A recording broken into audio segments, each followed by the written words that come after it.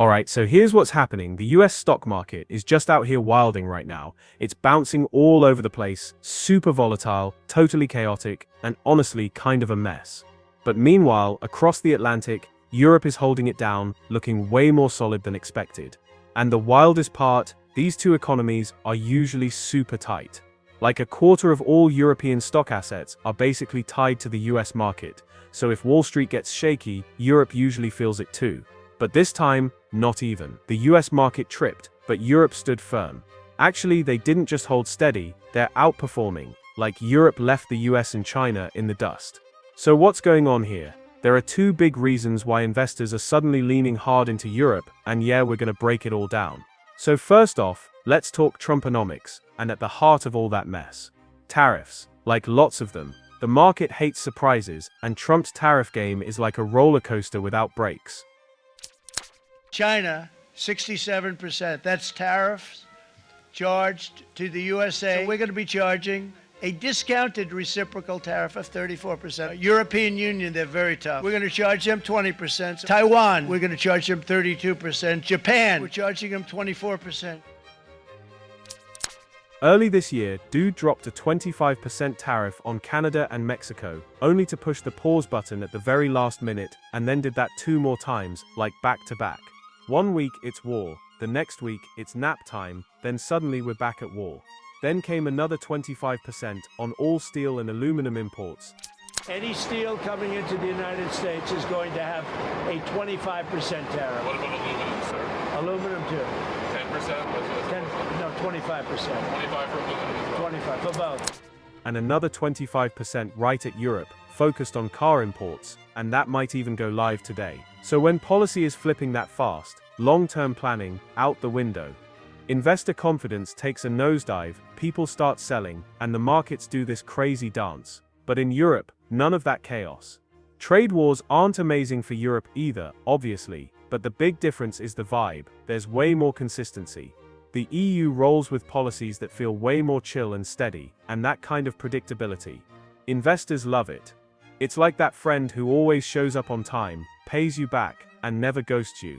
And while we're here, yo, quick thing. If this kind of content's your jam and you're still watching, drop a like, tap subscribe, and hit that bell, because we've got way more takes like this every single week.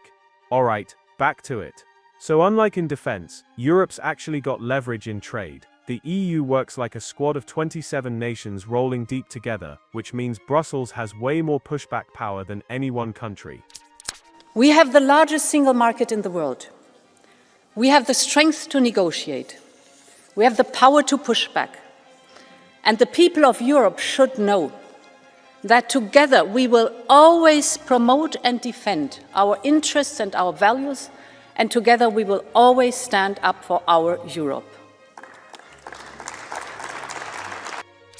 Sure, Europe sends a lot of goods to the US, but when you zoom out, it's actually American tech and finance giants running the show in Europe. Not because they have to, but because Europe's letting it happen. So if things get heated, Brussels has cards to play. Like they could slap digital taxes on Silicon Valley, tighten up financial regs on Wall Street, slow down mergers with US firms, even block them if they want. And if it gets extra messy, Europe can go nuclear with its anti-coercion instrument, which is like the final boss of trade moves. We're talking bans on Musk's X freezing out US tech investments, or even unlocking US patents so EU companies can just go ahead and use American tech and software without paying. That's wild power, but okay, let's get to the second part of this Trumponomics chaos, and that's the whole looming recession situation. So when Trump's asked about recession, he's basically like, don't worry about it, we're just remodeling the economy, might get noisy, might get dusty, but the final result is going to be epic. Are you worried about a recession? Maria Bartiromo asked you and you kind of hesitated. I'll tell you what, of course you hesitate. Who knows? All I know is this, we're going to take in hundreds of billions of dollars in tariffs, and we're going to become so rich, you're not going to know where to spend all that money. I'm telling you, you just watch. We're going to have jobs, we're going to have open factories, it's going to be great. I think the tariffs are going to be the greatest thing we've ever done as a country. But investors aren't loving that kind of energy. Goldman Sachs, which is usually pretty chill about Trump, just dropped their forecast for 2025 GDP from 2.4% to 1.5% and said, yeah, recession risk is now at 35%, and public platforms like Polymarket, not official, but still a vibe check, have it closer to 50%. Just for context, that was like 20% when Biden peaced out. Now, to be fair, the actual signs of a full-blown recession, not all flashing red. Jobs, businesses, corporate profits, still looking decent. But then there's part 3 of Trumponomics, weakening the dollar. Trump's always been into the idea that if the dollar is cheaper, exports go up, and boom, we're back to building stuff again. But it's risky. A weak dollar means foreign investors get less bang for their buck, which makes US stocks look less tasty.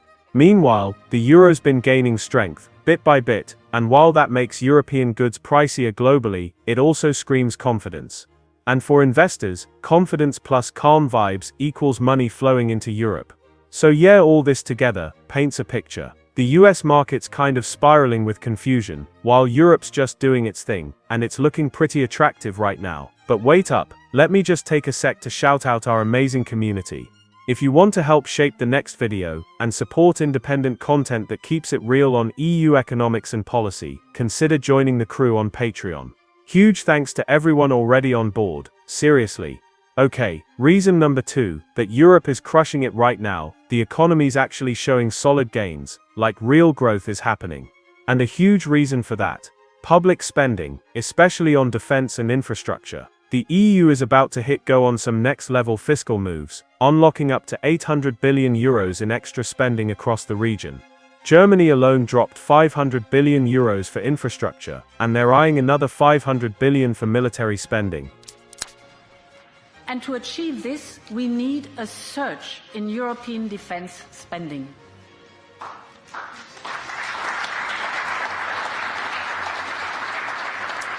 And here's the effect. All this spending is boosting defense company stocks, jobs are getting created, industries are picking up steam, and forecasts say this could lift GDP by nearly 1 to 1.5%. And beyond that, long-term wins. A strong defense sector often kickstarts innovation, just like how the internet and GPS popped off in the US. And now Europe's tech and AI game is leveling up too. This year, European AI startups pulled in a record 11 billion in funding, which is 52% more than last year. Big names like Mistral in France, and Wave Technologies in the UK are leading that charge. Now sure, Europe's still got a lot of catching up to do with the US when it comes to tech, but this is the kind of progress that builds confidence, and gets markets buzzing. So even though it's early days, the direction is strong. Investors are paying attention, but here's something else that's important. Europe's got work to do. There are still real challenges, and yeah, they're not small. Aging population, heavy regulation, and a culture that's not exactly known for being super risky when it comes to innovation. Just look at investing habits. Only about 10 to 30% of Europeans even own stock portfolios, compared to like 60% in the US. Most folks are playing it safe, putting cash into real estate or government bonds. Sure, it's secure, but that also means slower growth. Less risk, less reward. And when people like J.D. Vance go off about over-regulation, they're not totally wrong. The Trump administration is troubled by reports that some foreign governments are considering tightening the screws on U.S. tech companies with international footprints. Now, America cannot and will not accept that, and we think it's a terrible mistake, not just for the United States of America, but for your own countries. And let me be emphatic about this point. America wants to partner with all of you. And we want to embark on the AI revolution before us with a spirit of openness and collaboration. But to create that kind of trust, we need international regulatory regimes that fosters the creation of AI technology rather than strangles it. We've got GDPR, the AI Act, the Digital Services Act, the Digital Markets Act, and a whole lot more. But where are the big European tech companies those laws are supposed to be regulating? Still waiting. So instead of only regulating the future, Europe needs to start building it. Because even with all the challenges, we're sitting on a serious opportunity. This could be the moment where Europe steps up, becomes more self-sufficient, less reliant on the US, and maybe even sets the tone for the next decade.